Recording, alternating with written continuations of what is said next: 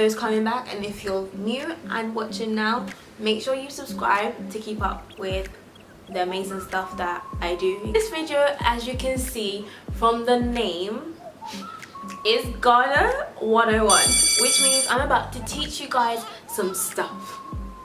And I've only been in Ghana for like 1.2 seconds, but I know stuff. So technically I didn't really explain what this video is. So this video is basically going to let you guys in on some tips on how to survive Ghana. So let's do this.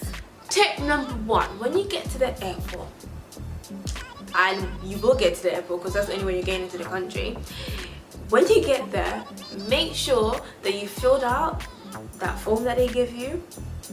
And if they ask for an address, make sure you just write anything there, because if you don't write something there, they will hold you up. Just write something there, even if it's just the name of the hotel or just the area that you're going to. Just write something there, because they will stop you and they will be stressed and they will do a long chat about you should know where you're going.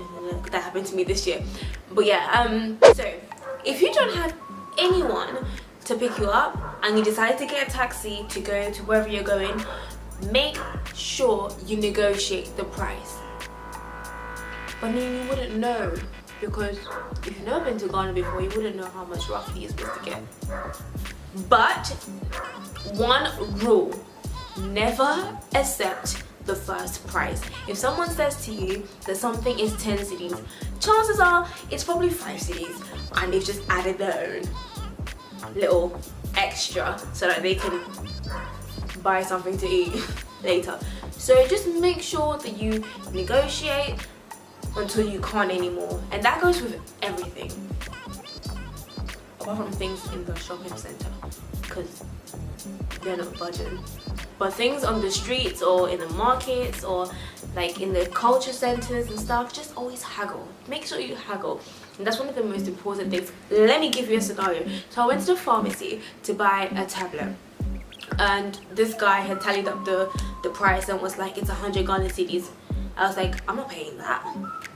Homeboy, tell me how homeboy changed 100 Ghana cedis to 60 Ghana cedis. It's a pharmacy. All the prices of the medications are the prices. You can't, surely you can't bring it down. But he did, because I said I'm not paying that.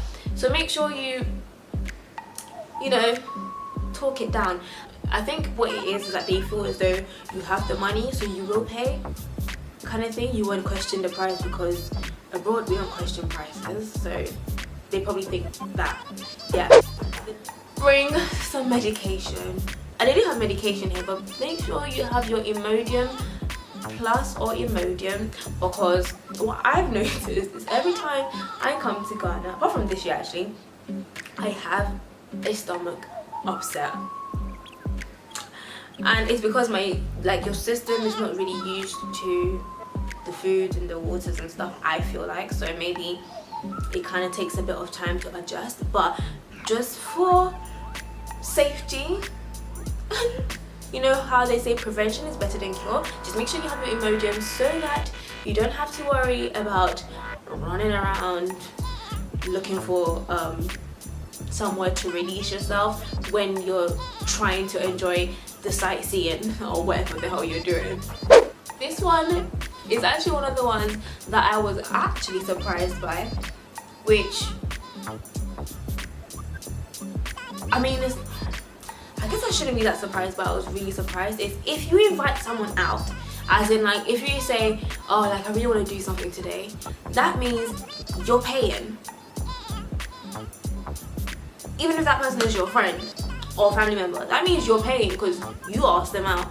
But what I don't understand is that, I think why I don't understand it is that I've been out with my friends in London, and they want to do something, we all go together, everyone pays for themselves. It's like half thing, because we're all enjoying at the end of the day. It's not just me enjoying it. So,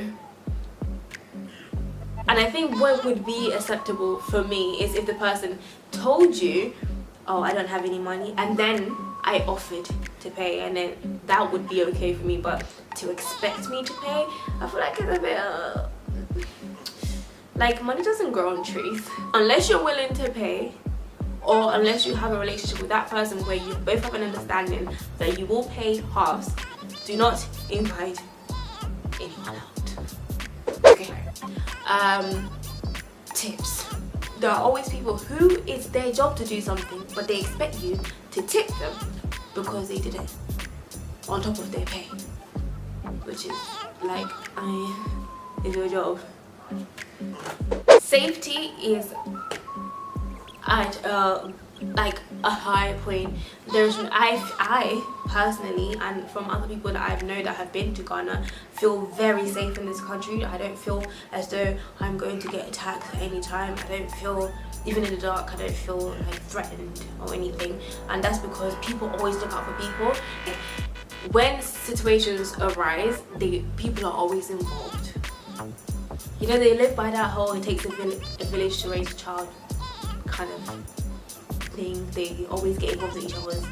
I say they, we, because you know I'm a Ghana girl now. We always get involved in each other's. Because, like, for me personally, I wouldn't do it. But if a child is misbehaving outside, another person could shout at the person, even though their mom is right there, and it's normal. Like, it's normal to them. To us, sorry, right? And one thing is, when you put your thumbs up, do not bend it, because when you, that's an insult. Like putting your middle finger out, but it's not like the definition, but it's basically saying your mother, yes, and that's not a very nice thing to say to anyone. Even if the country is really safe, it's not the safest thing to say, because you might get a backhand. Okay, the next thing is that respect is so high. Like, respect for elders especially is so important to like the culture. You do not disrespect an elder, even if the elder is speaking like at the side of their neck or chatting the most rubbish. You still give them the respect that is due to them, and you just listen, nod your head, and move on. Yes. Another thing is that communication, even in English, is so different. So there are certain things that you will say in the UK or wherever else that you are from that speaks English, and it would be okay. Like, what do you mean? That's a phrase that's like what do you mean? It's simple English, right? What do you mean? To some people in Ghana, what do you mean is like an insult. Like, don't ask me what I mean. Like, what do you mean? What do I mean? It's like a real aggressive conversation starter. Like, don't. And I think maybe it might be the way you say it. Like, because you'd be like, what do you mean? With a face. Don't do that. Don't do that. Don't do that. Just don't do it. The last one is that greeting everyone is like a thing. So if somebody greets you, do not be all like shocked by it. It's normal to be walking down and someone be like, sister, good morning, or brother, good morning, or evening, or afternoon, whatever. You actually have like a lot of young kids, when they meet you, because you're older than them, greet you, because if they walk past in the culture, it's seen as they're rude or disrespectful, so they greet you every time they see you as a sign of respect. Some guys will greet you, so do not think that they're about to, move to you, or do anything negative to you. Just greet back and just be polite, really. So that's Ghana 101. That's the end of that video, and I hope you gained a smidge insight into surviving Ghana, because I'm doing it and it's working so far. So I mean, I know some stuff. So if you haven't already subscribed to my channel, please make sure you subscribe, like, share, comment. Feel free to share with me any ideas or any type of videos that you might want to see that I haven't done yet, and because I'm always open to new ideas. And I'll see you on my next video. Goodbye.